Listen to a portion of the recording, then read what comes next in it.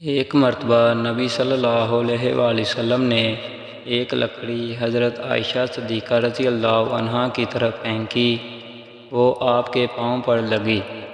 حضرت عائشہ رضی اللہ عنہا نے چوٹ کو محسوس کرتے اور زیر لب مسکراتے ہوئے پوچھا، اللہ کے رسول، کیا بدلہ لینا جائز ہے؟ نبی صلی اللہ علیہ وآلہ وسلم جان گئے کہ صدیقہ بدلہ لینے کے موڈ میں ہے۔ فرمایا، ہاں، بدلہ لینا تو جائز ہے، مگر اتفاقی حادثہ پر نہیں۔ اس کے بعد رسول اللہ صلی اللہ علیہ وآلہ وسلم اور ام المومنین کافی دیر تک مسکراتے رہے۔